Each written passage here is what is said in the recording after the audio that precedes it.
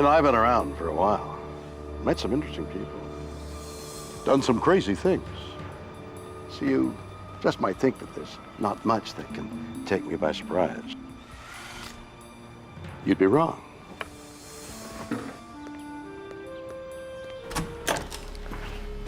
The world is full of stories, science and things that amaze and confound me.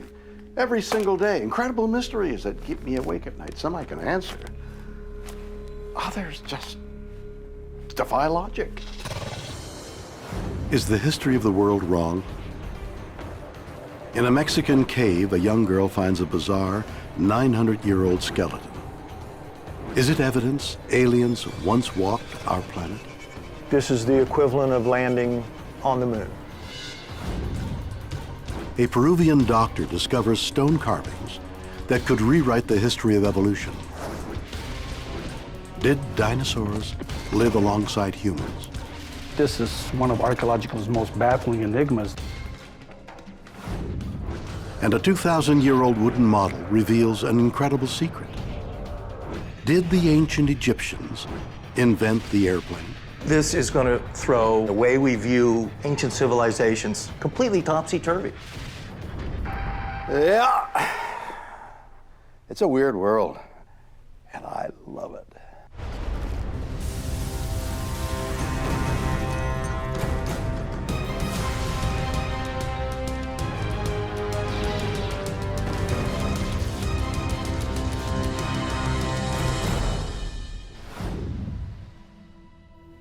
I love books. They make me think, especially anything about history. Thousands of years of human development and achievement. They're all contained in the pages of these wonderful documents that not only teach generation after generation about where we came from, but where we might be going. And have you ever stopped to consider what it might mean for us if all we've learned and all we think we've learned about our past is wrong? It's unthinkable, isn't it? Well, guess what? There's real and bizarre events out there that are telling us we may need to rethink everything we know about everything. The unthinkable is here.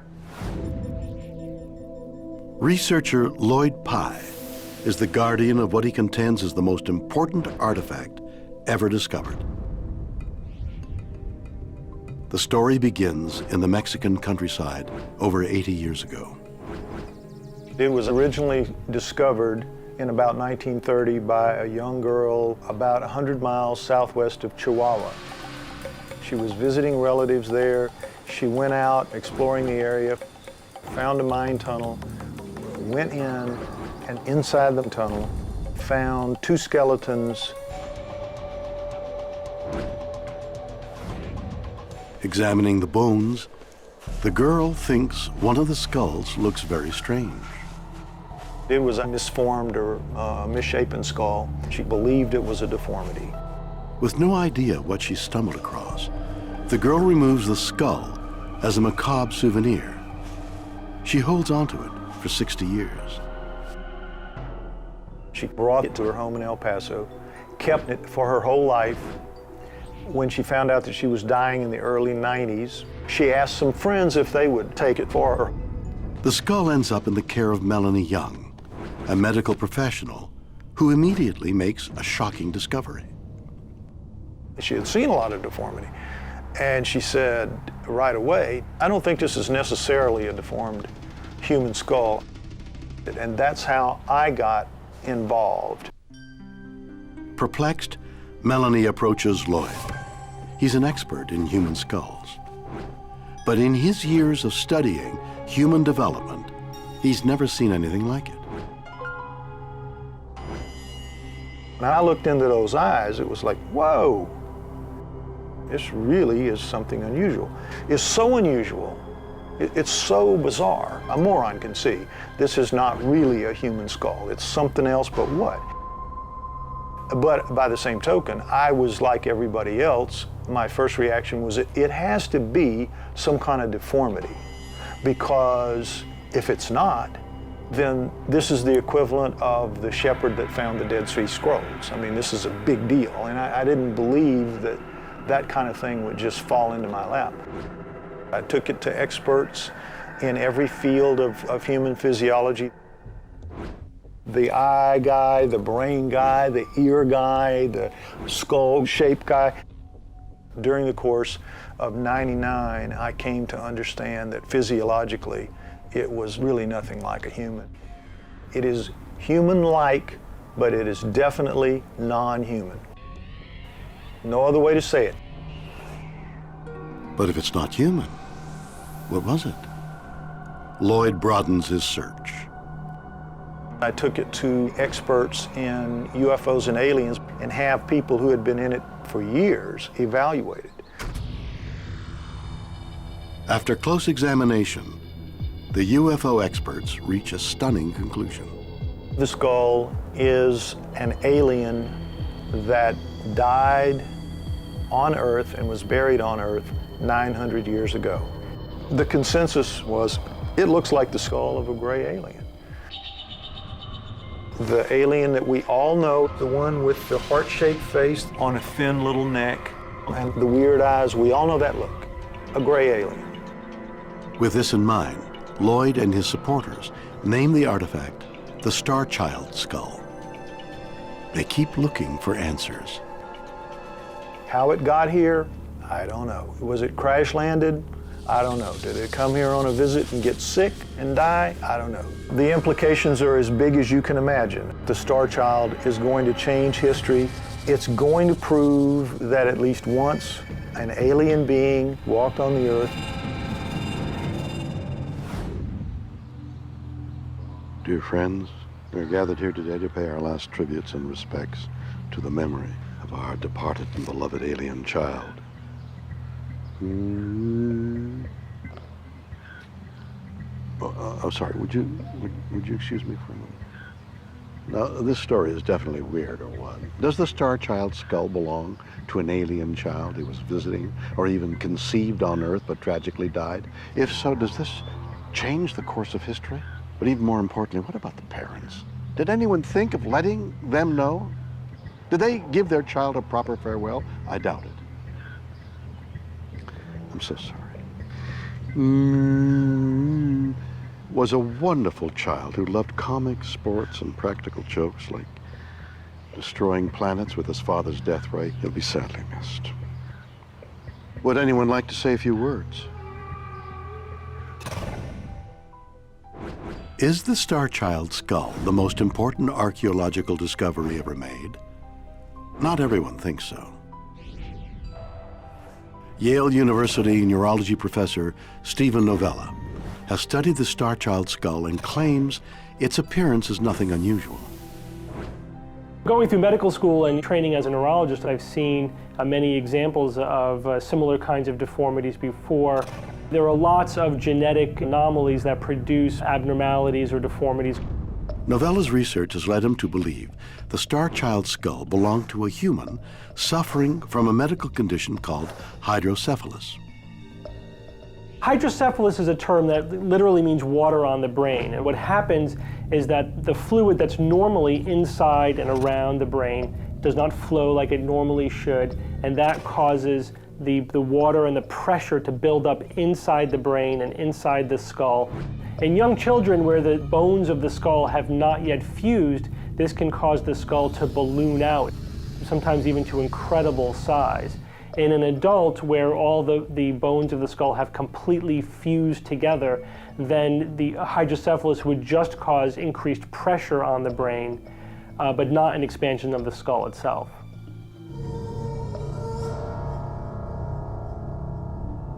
For Novella, it's this ballooning that explains the Star Child skull's unusual appearance. The overall size and shape of the skull and the arrangement of the deformities matches pictures of children and skulls of people with hydrocephalus. Certainly, I've seen pictures of many of them which look very similar to the Star Child skulls. Sadly, there would have been no treatment for this painful condition in the era from which the Star Child skull belongs. The modern treatment for hydrocephalus is to drain the fluid out from inside the brain. It reverses all of the abnormal effects of the hydrocephalus. This is a modern neurosurgical treatment, however. This would not have been available prior to 50 or 60 years ago, let alone hundreds of years ago. So does this mean that we've yet to play host to intergalactic visitors? I have nothing against the notion that there are aliens in the universe. I think it would be really cool. I just don't think this skull is it. This is not the evidence of anything alien. Lloyd Pye would have you believe that this one skull, this one bit of evidence, which really has been very imperfectly examined, is enough to rewrite everything that we know. Of course, he's been making that claim for years. Everything you think you know is wrong. That's sort of his shtick, alternative science, alternative history. He wants to brush aside hundreds of years of evidence and expertise. He thinks all scientists are closed-minded and wrong, and therefore he can come up with any fantasy he likes and present that as the truth, because he can just ignore all of established science. So is this the end of the mystery? Did the Star Child skull belong to a human suffering from hydrocephalus? Trenton Holliday and John Verano are professors of anthropology at the University of Tulane. They have a different take. Originally, when I saw the skull, I suspected it might have suffered from hydrocephaly. However, I've since revised my opinion on that. I don't think it was a hydrocephalus individual. So if not an alien and not hydrocephalic, just who was the Star Child? The most unusual feature of the Star Child skull is just the shape of the skull. It's flattened in the back, it's bulged at the sides, and I can explain that very easily by cradle boarding. Cradle boarding was an early solution to a problem many of us face today, making kids portable. Cradle boarding was a very common practice in South America. It was originally done as a means of restraining the infants so that they could be brought out into the fields. It also was done for aesthetic reasons. But how could a simple baby carrying device create the bizarre shape of the Star Child skull? Here's an example of an actual cradle board from Peru. I've strapped on a doll just to give you an idea of the way an infant would be put on it. And then here you can see how the head is strapped down. A strap goes over the forehead and goes over the back of the skull, holds the child's head in place, allows it to move probably from side to side. And in fact, many of these are asymmetrical, which suggests that they were lying habitually to one side or another. But cradle boarding had a side effect. As the skull was compressed in one direction, it grew in the other to make room for the baby's rapidly developing brain. This is a child skull that was cradle boarded. It's bulging out on the two sides, and that's because there's pressure that was put on the back side of the skull. What you can see is the way the skull is flattened from the back and this kind of bulging up from the side, giving it this unusual shape that if you didn't know about cradle boarding, you might think, boy, that's a bizarre looking human skull. Were the strange features of the Star Child skull caused by an ancient child-carrying device? Or is the truth way more bizarre? The Star Child had an alien father and an alien mother. The features of a 900-year-old skull puzzle the scientific community. Some offer practical explanations, such as cradle boarding. Others disagree. When a skull is cradle boarded, a baby's bones are so soft that they flatten. So if you feel this, it's very flat, as flat as the board that it was pressed to. The Star Child has its natural convolutions to it. So what that means is it was not flattened artificially, it grew this way. Its genes told it to grow. Now, another interesting difference is that a normal human, the crown of the head is round, all the way round. Here, rounded, rounded. If you look at the Star Child, you see clearly that there is a crease here down the middle, a crease. And that could only occur if the suture, this suture line right here, had been fused in a human, was fused early, and then you could have a shape like this where the brain grow out and around, and that wouldn't really spread out because the suture line would be prematurely fused. But we CAT scanned the star child and all of its sutures are open. There's no premature fusing. It's very normal. And also, it's very symmetrical. If you look at the whole skull, it's extraordinarily symmetrical. For as strange as it looks, it's more symmetrical than the human skull. It's more symmetrical than my skull or any average person's skull. In fact, one of the hallmarks of beauty, everyone agrees, is that the most symmetrical faces are the most beautiful in people, tend to be.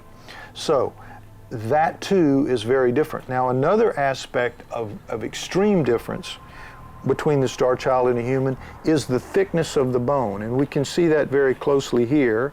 You see the difference. It's half or less. The star child's bone is half or less as thick. It weighs half as much. It's very much lighter in the hand than is a human skull. So if it's not cradle boarding, could hydrocephaly have deformed the skull?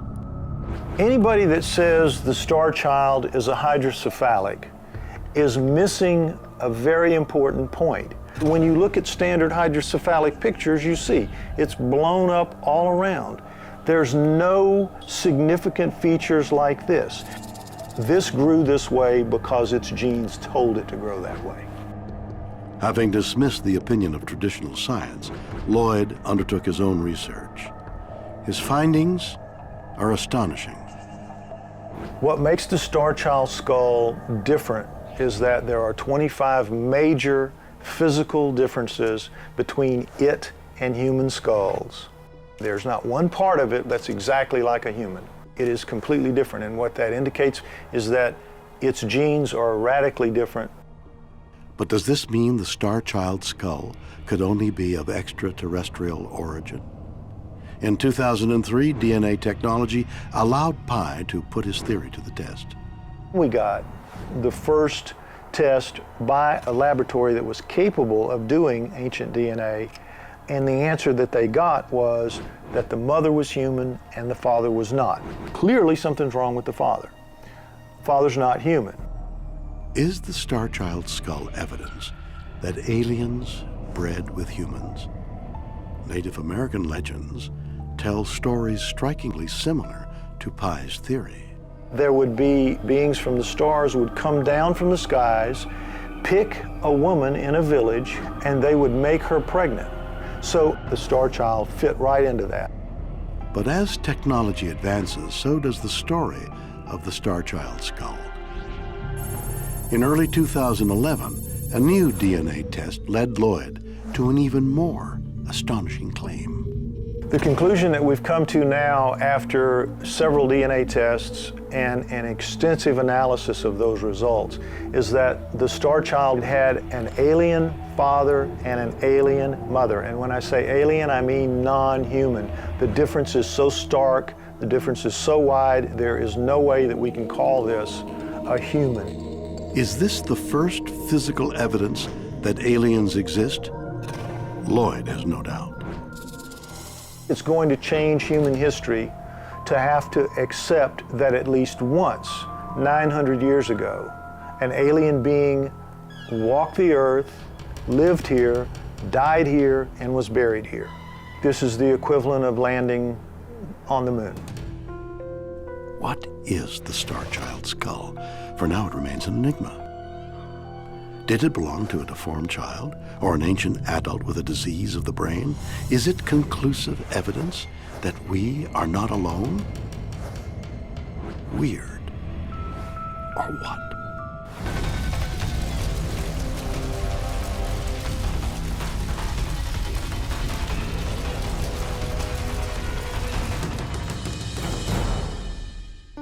You know, I've always had a fascination with the relics of the ancient past. And I'm not just talking about the Beatles or the Rolling Stones or Leonard Nimoy. No. When it comes to our far distant history, there's nothing quite as spectacular, mysterious, and even frightening as dinosaurs. Surely the king of all creatures real-life monsters that dominated the planet until something wiped them out, long before man even evolved. What a pity that we only find them now in museums or as cute toys. Can you imagine what it would be like to see one in the flesh? Well, maybe we already have. And maybe we still can.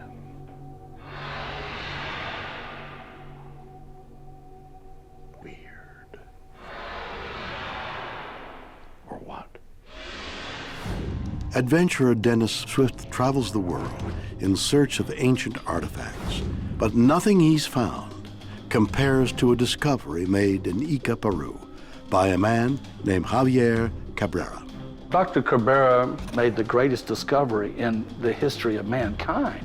The implications are staggering. It began innocently enough at a birthday party in 1966. It was Dr. Cabrera's 42nd birthday.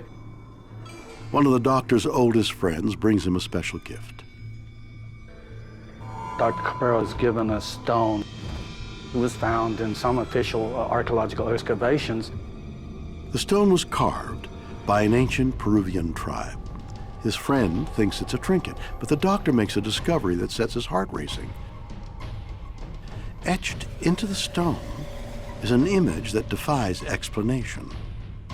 He recognized it to be a species of fish that went extinct 150 million years ago. Now, how do you explain that? Seeking answers, the doctor employs local workmen to find more stones. Dr. Cabrera began to find more in these stones, and people brought them to him. The more he delved into it, the more it consumed his life. As more and more stones arrive, Dr. Cabrera realizes they feature other images that just shouldn't have been there. Some of the stones seem to be depicting impossible scenes, things that would cause the textbooks to be rewritten. What had the doctor found? It was something that would shock the world. He risked his reputation. He said, if you look closely at this, you'll see a dinosaur carved there with two people. It's an astonishing moment, but how could it be? Dinosaur fossils weren't identified until 1824. How could an ancient people have known about them 1,000 years ago? Finding artifacts and information that showed that these people had knowledge of dinosaurs that predated our knowledge was truly amazing. But could it be proved? After comparing the etchings on over 400 stones to real fossils, he discovered the depictions were accurate. The Peruvian artists must have known what dinosaurs looked like. Now, not only is that astonishing, it began to say to him, they saw living, breathing dinosaurs. This is one of archaeology's most baffling enigmas. Did the dinosaurs live millions of years longer than we thought they did? I've studied the Ica stones for well over 20 years. I believe they are very substantial, strong evidence that dinosaurs and man lived together. Current scientific belief is that the dinosaurs were wiped out by an asteroid 66 million years ago. 59 million years before early man even existed. Swift, however, believes there's evidence to the contrary. In the cultures around the world, they talk about encountering these animals of giant size, and they fit the description of what we would call a dinosaur. Of course, dinosaur was not coined until 1841 by Sir Edward Owen. It's a compound Greek word that means terrible lizard or frightfully fearful lizard. If you read the science books of the 1300s, 1400s, and 1500s, when they talk about dragons, they resemble very much what we would describe as a dinosaur. And in fact, there's an account of an Irishman in 900 AD who encountered a beast that had like triangular shaped, diamond shapes on its back. It had a head like a horse, and it had big iron spikes on the back of its tail. And it describes his legs.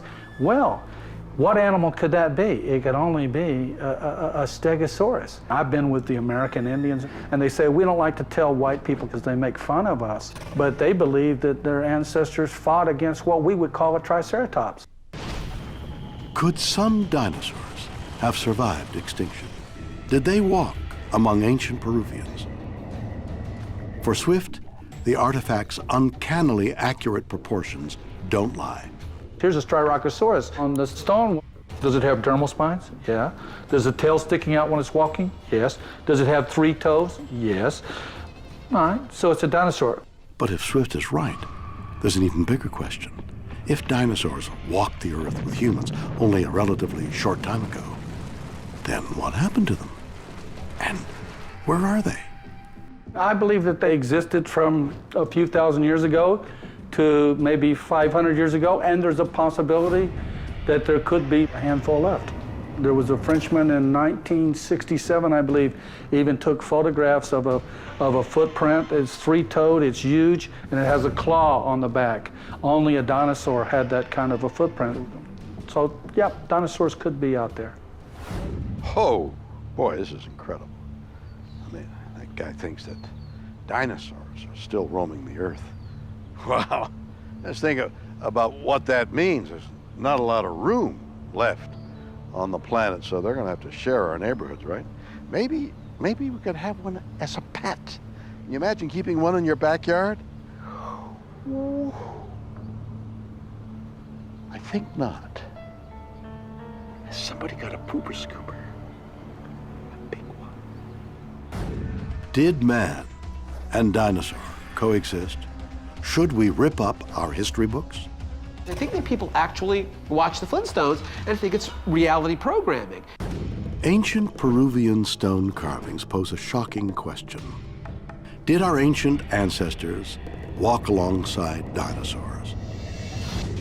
Archaeologist Ken Feder doesn't think so.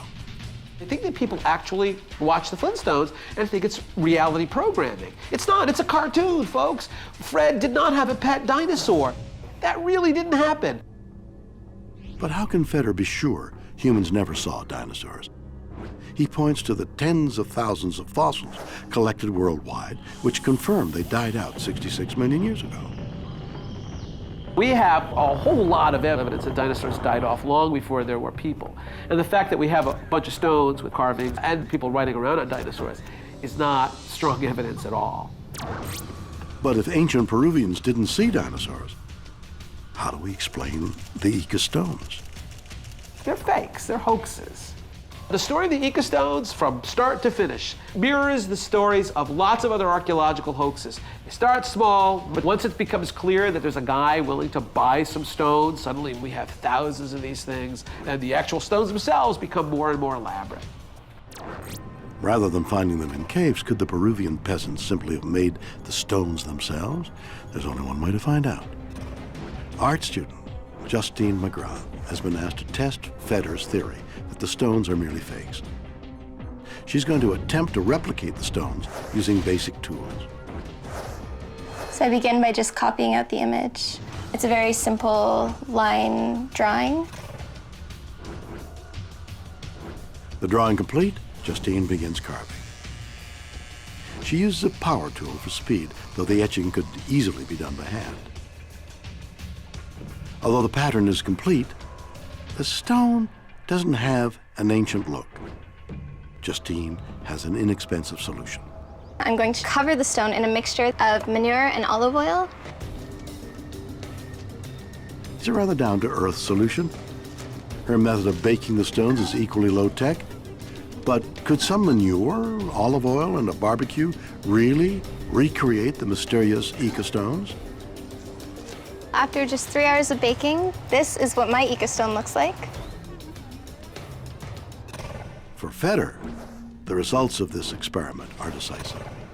We have two possible explanations in science, one that requires overturning everything we know, and one that simply requires that people are trying to make a buck by hoaxing. So it's a lot easier for me to accept the possibility that people are making fakes than to completely rewrite everything we know about geology, biology, and so on. This compressing, this sort of pushing all of human history into just a few thousand years is sort of absurd on its face. Again, when you have a convergence of evidence, convergence of data, archaeological evidence, separate. Geological evidence, separate. Biological evidence, separate. Paleontological evidence, separate. Historic evidence, separate. And when all that data converges and points in exactly the same direction, in ancient Earth, dinosaurs dying off tens of millions of years ago, first human ancestors 5, 6, 7 million years ago walking upright in the plains of Africa, all that evidence converges. It all is mutually supportive. This notion, there really isn't any place in that history for people riding their dinosaurs to the drive-in movie theater. Is this the end of the mystery? Are the Ica stones just fakes? Author Andy Lloyd is not so sure. They weren't just created in someone's shed in the back garden 20 years ago. Some scientific work that's been done on them appears to indicate that there is a degree of oxidation over the engravings, which would indicate that they're of some antiquity. So, if the stones really are ancient, that proves that the images they depict must have happened, right? Well, not necessarily. I don't think that's very, very likely that man and dinosaur could have shared the Earth at any time. However, that's not to say that there isn't something rather wonderful about the Ica stones in this regard. And one of the ideas that I've put forward is that the makers of the Ica stones, the artists from ancient Peru who created them, may have received knowledge about dinosaurs from ancient civilizations whose own understanding of the dinosaurs was as good as ours. Civilizations stretching back to ancient Greece unearthed dinosaur remains. They thought they were the bones of giants. But what if some ancient civilization did know what they were? Who could have done such a thing? Atlantis is an excellent candidate because the discussions and descriptions of Atlantis show that it was a very technologically advanced civilization for its time. The lost city of Atlantis, an advanced ancient civilization that is said to have flourished around the time of the Ice Age before falling into the ocean. Could Atlanteans have discovered dinosaurs? We can speculate that the Atlanteans had a very good understanding of natural history because their ability with science and technology was evidently quite far advanced. They would have probably dug up dinosaur bones during their mining expeditions and pieced together a dinosaur in the same way that we did. But many believe Atlantis to be little more than a legend, based on stories told by the Greek philosopher Plato. Is this strong enough evidence of its existence? We can't authenticate the existence of Atlantis through anything other than Plato's writings, but some of his writings are some of the most important literature from that period. It seems odd that it's a story that Plato would have made up. This is the missing Atlantean link in our understanding of ancient civilizations and knowledge. Could the Atlanteans have traveled the world, spreading a knowledge that was kept alive in stories and art? Or could the Ica stones be definitive proof that our ancestors shared the Earth with dinosaurs? Or are they one of the most elaborate hoaxes of all time? Perhaps one day we'll know for sure, but in the meantime, it's most certainly weird. Or what?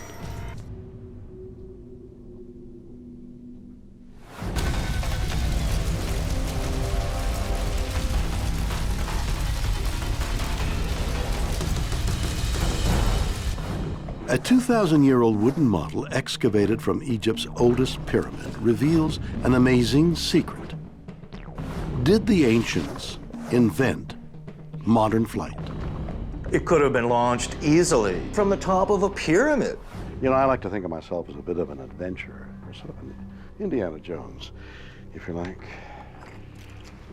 Bye. You see, I've been all over the world and collected some amazing relics. Wrong relic. Of course, some are more amazing than others.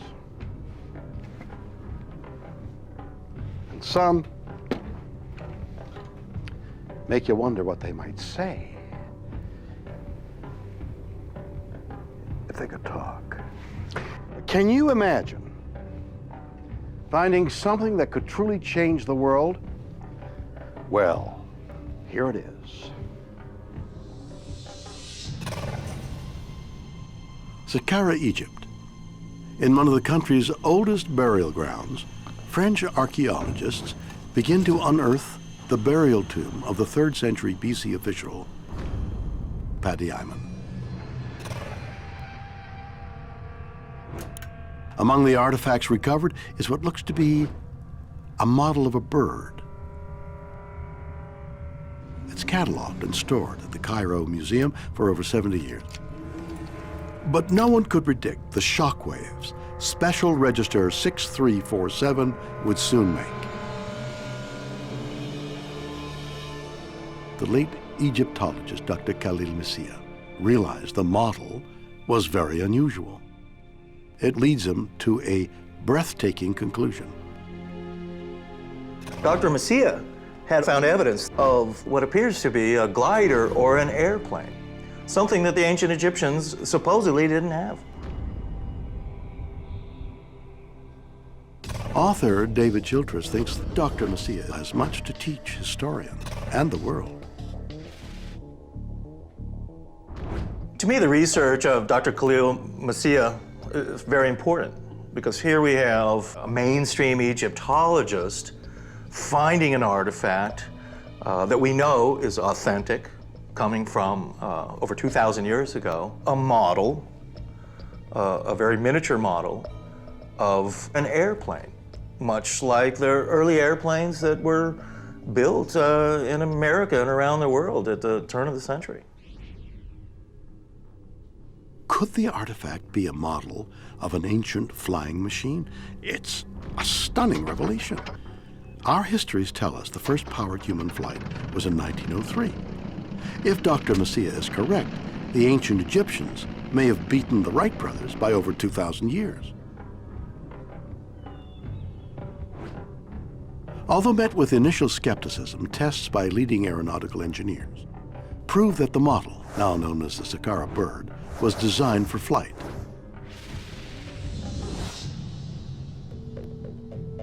Ancient cultures have many stories of flight, of vimanas, of magic carpets, of flying chariots. But here with the Saqqara Bird, we have an actual model of what could be an ancient airplane. Did the ancient Egyptians experiment with flight? Is the artifact the model of a full-size glider or plane? It's very important that we find artifacts like the Saqqara Bird and other strange artifacts from these ancient cultures, because it really helps us place their legends and myths in contexts, such as flight. Is it possible that they actually had flight like we do today? And I think they did. Is the Saqqara Bird proof that the ancient Egyptians had technology 2,000 years ahead of its time? And if they did, how did they get it? This is going to throw Egyptology and the way we view ancient civilizations completely topsy-turvy. A man discovers a model wooden bird in a Cairo museum. Is the Saqqara Bird proof the Egyptians took to the skies 2,000 years ago? Katja Gobes is an Egyptologist. She has her doubts. When I first heard that the Saqqara Bird was being used to support such claims of early aviation, I was completely taken aback. Certainly they were fascinated with the skies. They believed that their dead ascended to the sky to become celestial gods after death. Their chief deities were seen to be traveling through the sky, the sun god being the most important there, but there is no evidence whatsoever to suggest that the Egyptians had an interest in aviation. But if the Saqqara Bird was not the model of a glider, what was it? The symbol of a bird is extremely important within the Egyptian religious and political system. We find them used in the hieroglyphic writing system. We find them as images protecting the king. One bird in particular, the falcon, had a role which explains why it would be placed in a tomb. The deceased Egyptian wishes to ascend to the sky and sometimes says he does so on falcon's wings. In particular, the falcon with the outstretched wings you will find at the back of the king's head, indicating that he is afforded the protection of the gods, and he is in fact Horus on earth. We find amuletic representations of falcons as protective devices in funerary contexts. That means in Egyptian tombs, decorating the coffins of the dead, being placed as little protective objects, amulets, on the actual mummies, or painted on the coffins, painted on the sides of the on the walls of the tombs, and so forth. There's one problem, though. The Saqqara bird looks nothing like the other Egyptian falcons. So what can explain its flat tail and plane-like wing? It is not unheard of that toys were given to deceased children, and they would be put into their tombs so they would be accessible for their afterlife and for their eternal pleasure. Could the mysterious artifact be nothing more than a simple child's toy? Are the smooth body and flat tail the result of amateur craftsmanship and not deliberate design? Even though there are a few idiosyncrasies in its representation, the Saqqara bird is most likely an image of a falcon. There is no evidence that the Egyptians experimented with aviation technology. The claim is ludicrous, to say the least, so it is not inconceivable that the Saqqara bird was a toy that was given to a child, or even to an adult who wanted to take his favorite childhood toy with him into the afterlife. Are we reading too much into an ancient toy? Not everyone thinks so. Artifacts like the Saqqara bird are important because science likes to think it's got everything explained. We can explain how the Egyptians built the pyramids and all of their ancient technology, but items like the Saqqara bird throw a monkey wrench into some of these old theories, because suddenly it's possible that the ancient Egyptians and other civilizations could do much like we did and have flight, have electricity, have machines. When we look at ancient civilizations like the ancient Egyptians, we see that they've made so many magnificent buildings, and their sciences were very exact. They were good engineers. They studied nature tremendously. So the Saqqara bird seems to indicate that, yes, the ancient Egyptians knew about flight and had it. But how can Childress be so sure that what looks like a bird is really a model airplane? It's clearly an aerodynamic design and not just some simple toy. The wings are at what is known as the dihedral angle. It's a special angle that the wings of a glider have to be at in order to achieve lift. And the Saqqara bird has that. So the wings are airworthy, but what about the tail? Dr. Masia had also found evidence that the very top part of the tail rudder had been broken off. And he theorized that it had, in fact, had also another vertical tail, much like a modern jet would have.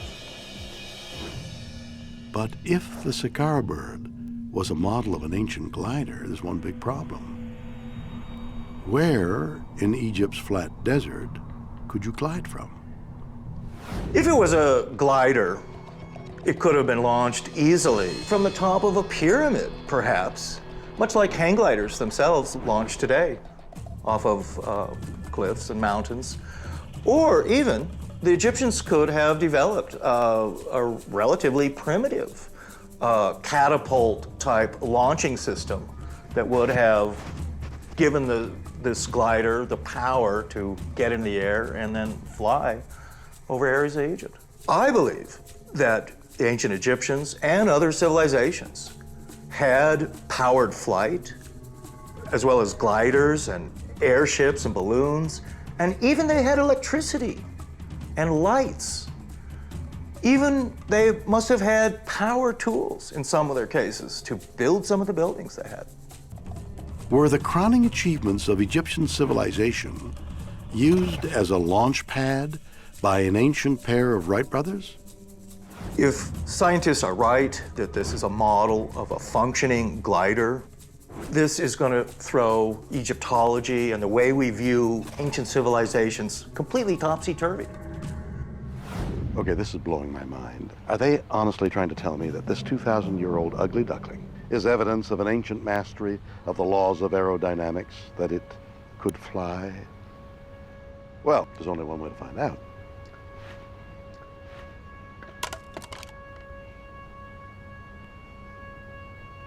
Anybody got any clue? A simple bird replica or evidence of early flight? What is the Saqqara bird? Martin Gregory designs gliders. He thinks he knows the answer. When I first heard the Saqqara Bird was the model for a full-size airplane, I was skeptical to say the least. I knew for a start that the ancient Egyptians didn't have anything that could be used as an engine to power an airplane, and that gives you the clue, because Egypt's pretty flat and you're going to need some way of getting the airplane into the air, and you also, if you're going to use it for carrying cargo, going to need something to power it so it can travel a useful distance. I decided the only way I could find out if the Saqqara Bird could have been a flying model was to build one myself. Using the exact dimensions of the ancient artifact, Gregory constructs an identical replica. He'll launch it with a device used to test scale glider models. I'm just about to launch the Saqqara Bird in its original form as it came out of the pyramid with no tailplane.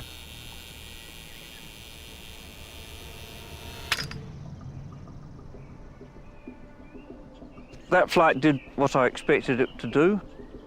Its lack of aerodynamics kicked in and it tumbled and fell to the ground.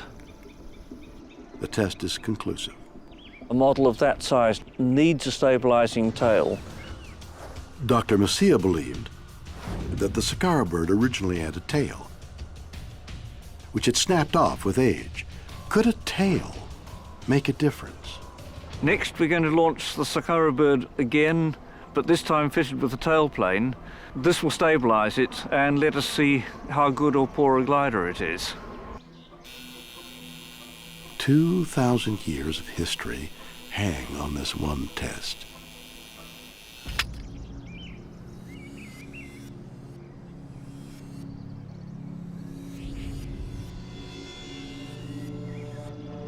It travels further, but not much. The end results are the same. The wing has rounded edges, and that just doesn't generate very much lift at all. And in terms of stability, all modern airplanes have the wing bent up at the tips for stability instead of swooping down like this one does. So does the experiment prove that the Saqqara Bird was really a child's toy? Following his experiment, Gregory has a theory of his own. I think there's a possibility that it's a wind vane. I discounted the child's toy theory on the grounds that all real birds have a flat horizontal tail rather than a vertical fin, and most children will be able to recognize the difference and not be fooled by the presence of the fin. To find out whether it could have been a wind vane, I put a pivot on the belly of it, and as you can see, I think it's a far better weather vane than it is a flying model. So, is the answer to a 2,000-year-old mystery really blowing in the wind? Was the Saqqara Bird simply an ancient plaything? Or could it be evidence of mankind's first attempt at flight? We may never know. Weird or what?